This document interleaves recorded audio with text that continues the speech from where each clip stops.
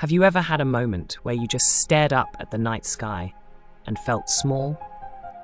Like really small. Like, what even are we? Kind of small.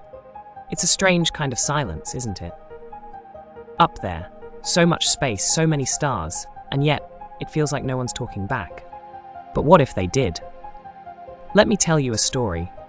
It happened once, just once. A quiet summer night in 1977. A signal came from space. Loud, focused, clear, and then it vanished. No warning, no repeat, no explanation. It lasted just 72 seconds, long enough to shake the scientific world, long enough to make one astronomer grab a pen, circle the data, and write a single word beside it. Wow! That one word turned into a mystery that still hasn't been solved. And here's the thing. No one knows what it was, but some think it might have been a message, not a glitch, not noise, a real signal from someone or something out there. This documentary isn't just about the science. It's about us, about curiosity, about wonder, and about that one time the universe may have whispered back. To understand the wow signal, we need to go back, way back, before 1977, before modern radio telescopes and digital recording. Back to a time when we first dared to listen to the stars. In the mid-20th century, a new scientific movement was born. SETI, the search for extraterrestrial intelligence. Not science fiction, not fantasy, a real, serious scientific effort to detect signals, radio signals, from civilizations beyond Earth. Why radio? Because radio waves travel well through space. They're cheap, easy to detect, and certain frequencies, like the hydrogen line, are considered universal constants in science. It was in this spirit that astronomers began to scan the skies. Not for light, but for sound, the sound of intelligence. The Big Ear radio telescope, located in Delaware, Ohio, was one such instrument. Built in 1963, it wasn't a telescope in the traditional sense. It didn't move, instead it waited. The Earth's rotation brought the sky to it. By 1977, Big Ear had been listening for years, patiently waiting for something, anything, to stand out from the cosmic noise. And then, on August 15th, it happened. The Big Ear's receiver was scanning the skies as usual. On that warm summer night, it was pointing toward the constellation Sagittarius, near the center of our galaxy. Suddenly, boom, a signal, loud, pure, focused, 72 seconds of data streamed into the computer. But no one noticed yet. The Big Ear recorded everything to a computer printout. A few days later, on August 17th, astronomer Jerry R. Eman was going through the printouts. He was scanning numbers and letters, coded signal strength data. And then he saw it.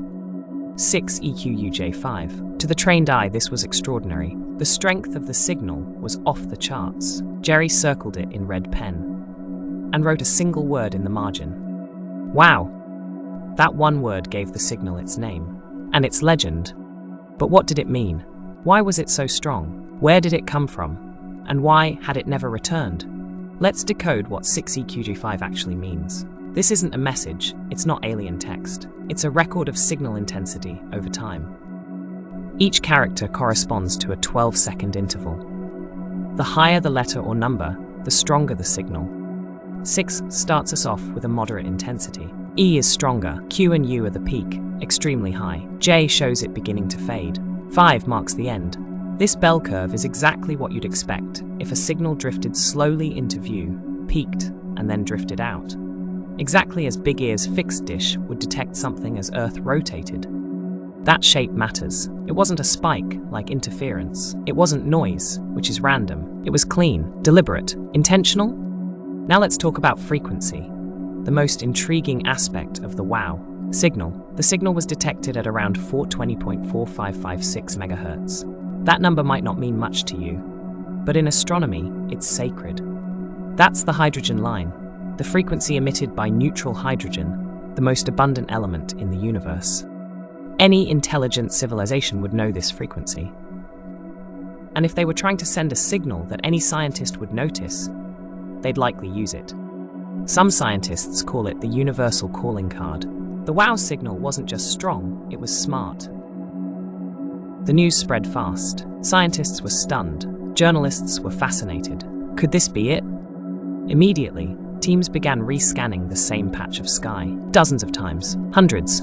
Over the following decades, more advanced telescopes pointed their ears to Sagittarius. Nothing. The signal never repeated, not even once. Was it a cosmic prank, a passing object, or the briefest whisper of a civilization long gone? Let's explore the theories.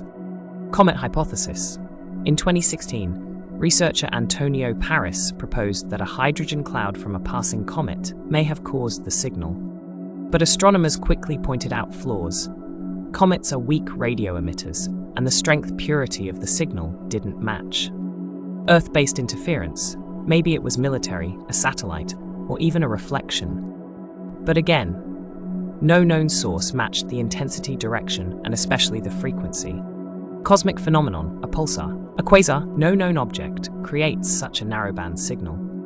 Extraterrestrial intelligence. Could it have been a signal from a far-off civilization? It fits the criteria, strong, clean narrowband, at the hydrogen line, but with no repeat. We'll never know for sure. Nearly 50 years later, the WOW signal still captivates scientists and dreamers alike. It reminds us that the universe is vast and quiet, but not silent. We've listened for decades. The WOW signal is the only one that made us stop and wonder, really wonder, if someone was out there. Not because of fantasy, but because of math, physics, frequency, because of that one strange moment when something reached out. Maybe it was a message, maybe it was just noise, maybe we'll never know. But for those 72 seconds, it felt like the universe had turned its head and noticed us. And maybe that's enough. Not proof, not confirmation, but a nudge, a whisper that we're part of something bigger.